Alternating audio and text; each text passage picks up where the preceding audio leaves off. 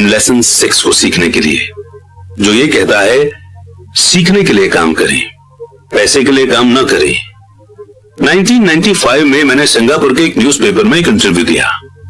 एक young female reporter समय पर पहुंच गई थी और इंटरव्यू तुरंत शुरू हो गया। हम एक आलीशान होटल की लॉबी में कॉफी की चुस्कियां ले रहे थे और मेरी सिंगापुर ट्रिप के मकसद पर चर्चा कर रहे थे। मैं प्लेटफॉर्म पर जिग जिगलर के साथ बैठने वाला था। वे इंस्पिरेशन पर चर्चा करने वाले थे और मैं अमीरों के सीक्रेट पर बोलने वाला था। एक दिन मैं भी आपकी तरह बेस्ट सेलिंग ऑथर बनना चाहती हूं, उस लेडी ने कहा। मैंने उसके कई आर्टिकल पढ़े थे और मैं उनसे इंप्रेस हुआ था। उसकी राइटिंग स्टाइल दमदार और क्लियर थी। उसके आर्टिकल्स में रीडर्स में इंटरेस्ट जगाने की काबिलियत थी। आपकी राइटिंग स्टाइल बहुत बढ़िया है, मैंने जवाब में कहा। कौन सी चीज आपको आपके सपनों को हकीकत में बदलने से रोक रही है? मेरा किया हुआ काम कभी बिकता नहीं, उसने शांति से कहा। हर आदमी कहता है कि मेरे नॉवल बढ़िया हैं, पर होता कुछ नहीं। इसलिए मैं न्यूज़पेपर के लिए काम कर रही हूं। कम से कम इससे मेरा खर्चा तो चल जाता है। क्या आप इस बारे में कोई सुझाव देना चाहेंगे? जी बिल्कुल, मैंने उत्साह से कहा। सिंगापुर में मेरा दोस्त है, वो एक स्कूल चलाता है जहां लोगों को सेल्स से जुड़ी ट्रेनिंग दी जाती है। वो सिंगापुर के कई टॉप कॉर्पोरेशंस के लिए सेल्स ट्रेनिंग कोर्स चलाता है और मैं समझता हूं कि उसके कोर्स में शामिल होने से आपका करियर बहुत ज्यादा डेवलप हो जाएगा। इतना सुनते ही वो गुस्से में आ गई। आप ये कहना चाहते हैं कि सेल्स सीखने के लिए मुझे स्कूल जाना पड़ेगा? मैंने सहमति में सिर हिलाया। आप सचमुच ऐसा कह रहे हैं या मजाक कर रहे हैं? मैंने एक बार फिर सहमति में सिर हिलाया। इसमें गलत क्या है? मैं अब अपने शब्द वापस लेना चाहता था। उसे मेरी किसी बात से बुरा लग गया था और अब मैं सोच रहा था कि कितना अच्छा होता कि मैंने उसे कोई सुझाव नहीं दिया होता। उसकी मदद करने की कोशिश में अब मैं खुद के सुझाव की रक्षा करते नजर आ रहा था। मेरे पास इंग्लिश लिटरेचर में मास्टर्स डिग्री है। मैं सेल्समैन बनने के लिए स्कूल क्यों जाऊं? मैं एक प्रोफेशनल हूं। मैं एक प्रोफेशन में ट्रेनिंग लेने के लिए स्कूल गई थी ताकि मुझे सेल्समैन न बनना पड़े। मैं सेल्समैन से नफरत करती हूं, उन्हें सिर्फ पैसा चाहिए होता है। तो आप मुझे बताएं कि मैं सेल्स की स्टडी क्यों करूं? अब वो अपना ब्रीफकेस ताकत से बंद कर रही थी। इंटरव्यू खत्म हो गया था। कॉफी टेबल पर मेरी एक बेस्ट सेलिंग बुक रखी हुई थी। मैंने उसे उठाया और उस लेडी द्वारा लिखे गए नोट्स को अपने दूसरे हाथ में रखा। क्या आप इसे देख सकती हैं? मैंने उसके नोट्स की तरफ इशारा किया।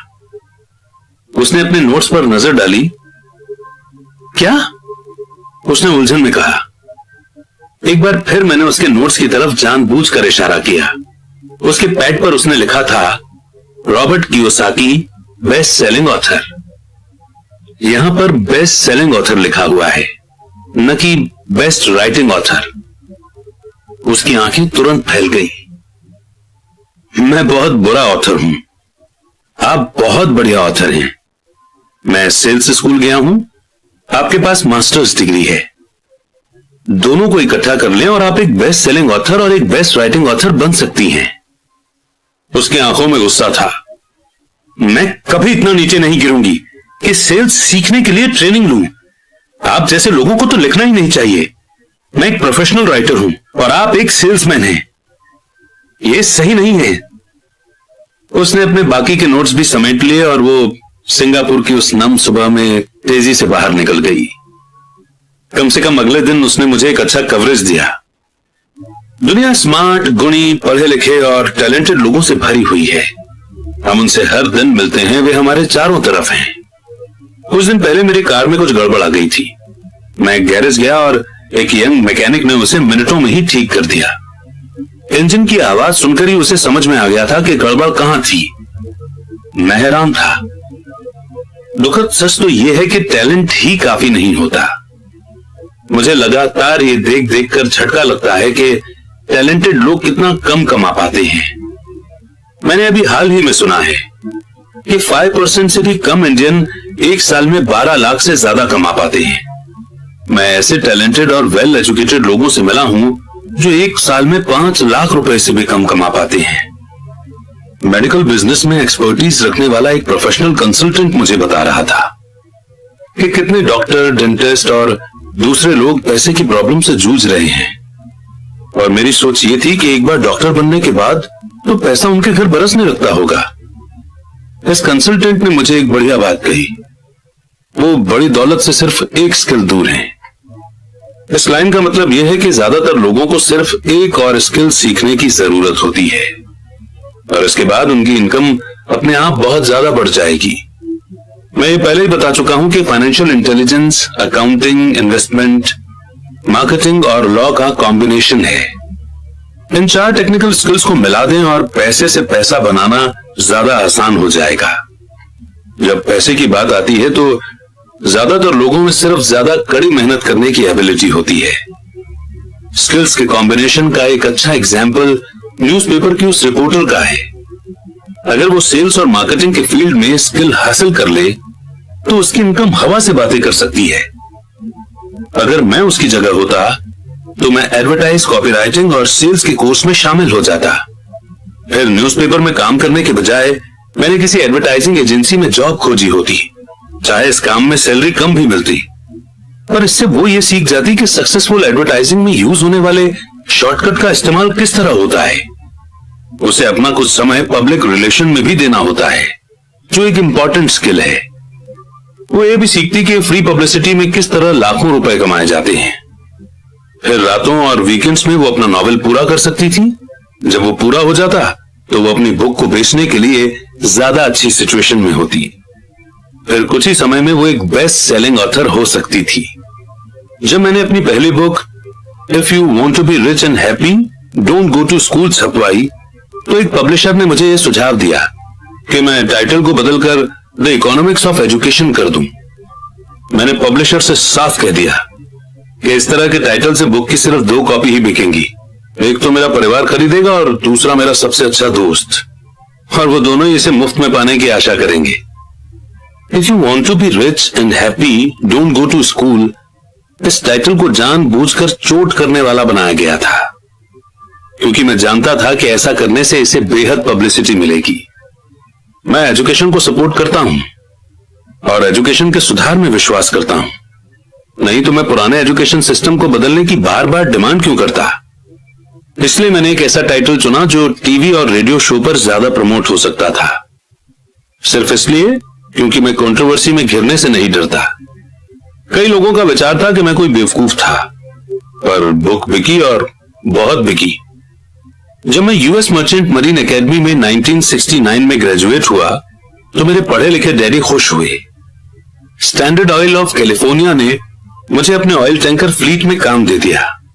मैं 3rd मेट था और हालांकि मेरी सैलरी मेरे साथियों की तुलना में कम थी, पर कॉलेज के बाद पहले काम के हिसाब से ठीक थी। मेरी शुरुआती सैलरी हर साल 4.5 लाख रुपए थी, जिसमें ओवर टाइम भी शामिल था और मुझे सिर्फ 7 महीने काम करना पड़ता था। बाकी के 5 महीने मेरी छुट्टियां होती थी। अगर मैं चाहता तो मैं एक सहायक यानी कि सब्सिडियरी शिपिंग कंपनी के साथ वियतनाम जा सकता था और अपनी 5 महीनों की छुट्टियों के बदले अपनी सैलरी दुगनी कर सकता था। मेरे सामने एक बहुत बढ़िया करियर था, पर मैंने 6 महीने बाद ही रिजाइन कर दिया और मरीन कॉर्प्स में भर्ती हो गया ताकि मैं हवाई जहाज उड़ाना सीख सकूं। मेरे पढ़े लिखे डैडी का दिल टूट गया। अमीर डैडी ने मुझे बधाइयां दी। स्कूल और जॉब में स्पेशलाइजेशन का विचार एक पॉपुलर विचार है, यानी कि ज्यादा पैसा कमाने के लिए या प्रमोशन हासिल करने के लिए आपको स्पेशलाइजेशन हासिल करने की जरूरत है। इसीलिए मेडिकल डॉक्टर्स तुरंत चाइल्ड स्पेशलिस्ट या ऑर्थोपेडिक जैसी स्पेशलाइजेशन हासिल करने में जुट जाते हैं।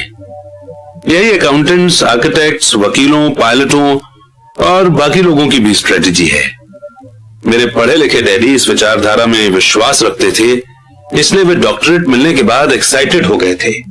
वे अक्सर ये मानते थे कि स्कूल में ऐसे लोगों का सम्मान किया जाता है जो कम से कम चीजों के बारे में ज्यादा से ज्यादा पढ़ते हैं। अमीर डैडी मुझे उसका ठीक उल्टा करने के लिए मोटिवेट करते थे। आपको हर चीज के बारे में थोड़ा थोड़ा पता होना चाहिए, ये उनका सुझाव था। इसलिए मैंने उनकी कंपनियों में कई डिपार्टमेंट में सालों तक काम किया। कुछ समय के लिए मैंने उनके अकाउंटिंग डिपार्टमेंट में काम किया। हालांकि मैं कभी अकाउंटेंट नहीं बन सकता था, पर वे चाहते थे कि मैं उस डिपार्टमेंट में रहकर उसके बारे में मोटी मोटी बातें समझ लूं। अमीर डैडी जानते थे कि मैं वहां की वोकैबुलरी को समझ लूंगा कि क्या इंपॉर्टेंट होता है और क्या नहीं। मैं एक बस बॉय और कंस्ट्रक्शन वर्कर के रूप में भी काम कर चुका हूं, और सेल्स, रिजर्वेशन और मार्केटिंग में भी। वे मुझे और माइक को सीढ़ी दर सीढ़ी सिखा रहे थे, इसलिए वे चाहते थे कि हम लोग उनके बैंकर, वकील, अकाउंटेंट और ब्रोकर के साथ मीटिंग में हिस्सा लें। वे चाहते थे कि हम लोग उनके अंपायर के हर पहलू के बारे में थोड़ी थोड़ी जानकारी रखें। जब मैंने स्टैंडर्ड ऑयल की अच्छी सैलरी वाली जॉब छोड़ी तो मेरे पढ़े लिखे डैडी ने मुझसे दिल खोलकर बातें की। उन्हें कुछ समझ में नहीं आ रहा था। वे मेरे फैसले के पीछे के कारण को नहीं समझ पा रहे थे, क्योंकि जिस जॉब को मैंने छोड़ा था उसमें सैलरी अच्छी थी, बेनिफिट्स बहुत अच्छे थे, खाली समय भी बहुत मिलता था और प्रमोशन के भी बहुत अच्छे मौके थे। जब एक शाम उन्होंने मुझसे पूछा कि तुमने जॉब क्यों छोड़ दी, तो मेरे लाख कोशिश करने के बाद भी मैं उन्हें इसका कारण नहीं समझा सका। मेरे तर्क उनके तर्क के दायरे में फिट नहीं हो पा रहे थे। प्रॉब्लम यह थी कि मेरा तर्क मेरे अमीर डैडी का तर्क था। मेरे पढ़े लिखे डैडी के लिए जॉब की सिक्योरिटी ही सब कुछ थी, जबकि मेरे अमीर डैडी के लिए सीखना ही सब कुछ था। पढ़े लिखे डैडी का मानना था कि मैं शिप का ऑफिसर बनने की एजुकेशन लेने के लिए स्कूल गया था, जबकि अमीर डैडी जानते थे कि मैं इंटरनेशनल बिजनेस को स्टडी करने के लिए स्कूल गया था। तो एक स्टूडेंट की तरह मैं सदर ईस्ट और साउथ पैसिफिक जाने वाले जहाजों पर, ऑयल टैंकरों और पैसेंजर जहाजों पर काम करता रहा। अमीर डैडी इस बात पर जोर देते थे कि मैं यूरोप की तरफ जाने वाले जहाजों के बजाय पैसिफिक ओशियन पर अपना ध्यान फोकस करूं, क्योंकि भविष्य के देश एशिया में हैं, यूरोप में नहीं। जबकि मेरे ज्यादातर क्लासमेट्स, जिनमें माइक भी शामिल था, अपने घरों पर पार्टी और मौज मस्ती करते थे, तब मैं Japan, Taiwan, Thailand, Singapore, Hong Kong, Vietnam, Korea और फिलीपींस में बिजनेस लोगों और बिजनेस करने के स्टाइल और कल्चर के बारे में जान रहा था। मैं भी पार्टी कर रहा होता था, पर अपने घर पर नहीं। मेरी नॉलेज बहुत तेजी से बढ़ रही थी। पढ़े लिखे डैडी कभी नहीं समझ सके कि मैंने ये जॉब क्यों छोड़ी और इसके बाद मरीन कॉर्प्स में क्यों शामिल हुआ। मैंने उन्हें बता दिया कि मैं जहाज उड़ाना सीखना चाहता हूं, पर असल में मैं ट्रूप का लीडर बनना सीखना चाहता था। अमीर डैडी ने मुझे बता रखा था कि कंपनी चलाने का सबसे मुश्किल काम था लोगों से काम लेना। उन्होंने 3 साल तक आर्मी में काम किया था। मेरे पढ़े लिखे डैडी ने ऐसा कभी नहीं किया था।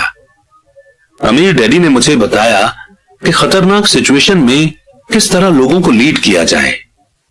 जो चीज तुम्हें अगली सीखनी चाहिए वो है लीडरशिप। उन्होंने कहा, अगर आप एक अच्छे लीडर नहीं हैं तो आप पर पीछे से भी गोली चलाई जा सकती है, जैसा बिजनेस में किया जाता है। 1973 में वियतनाम से लौटने पर मैंने कमीशन से इस्तीफा दे दिया। हालांकि मैं हवाई जहाज उड़ाना पसंद करता था, मैं जेरोक्स कंपनी में काम करने लगा। मैंने इसमें एक वजह से जॉब की थी।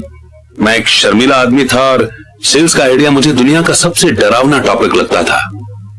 जेरोक्स अमेरिका में सेल्स ट्रेनिंग प्रोग्राम में बहुत बढ़िया कंपनी मानी जाती थी। अमीर डैडी को मुझ पर गर्व था। मेरे पढ़े लिखे डैडी को मुझ पर शर्म आती थी। एक इंटेलेक्चुअल होने के नाते वे सोचते थे कि सेल्समैन उनके नीचे के लेवल के होते हैं। मैंने जेरोक्स में 4 साल तक काम किया, जब तक कि मुझे दरवाजे खटखटाने और रिजेक्ट कर दिए जाने के डर से आजादी नहीं मिल गई। एक बार मैं कंपनी के टॉप 5 बेस्ट सेल्समैन में आने लगा तो मैंने एक बार फिर इस्तीफा दे दिया और आगे बढ़ गया। एक बार फिर से मैंने एक अच्छी खासी कंपनी के साथ अपना बढ़िया करियर छोड़ दिया था। 1977 में मैंने अपनी पहली कंपनी खोली। अमीर डैडी ने मुझे और माइक को कंपनियां चलाने की ट्रेनिंग दे रखी थी, तो अब मुझे उन्हें एस्टेब्लिश करना ही सीखना था।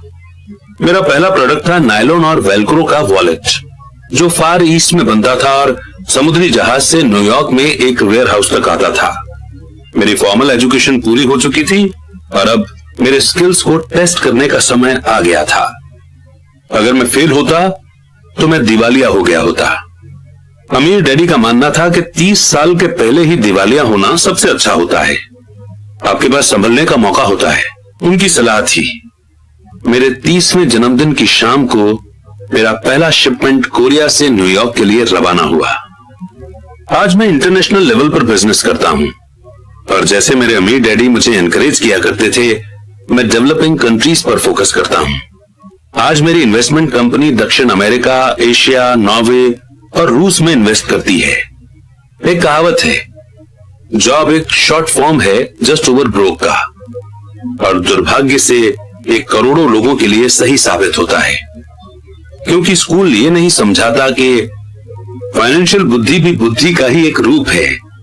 इसलिए ज्यादातर एम्प्लॉय या मजदूर अपने साधनों के अंदर रह रहे हैं। वे मेहनत करते हैं और अपने बिल चुकाते हैं। एक और डरावनी मैनेजमेंट थ्योरी है, काम करने वाले इसीलिए कड़ी मेहनत करते हैं ताकि उन्हें जॉब से न निकाल दिया जाए, और मालिक उन्हें सिर्फ इतना देते हैं ताकि काम करने वाले काम छोड़कर न चले जाएं। अगर आप ज्यादातर कंपनियों की सैलरी देखें तो आप पाएंगे कि इस बात में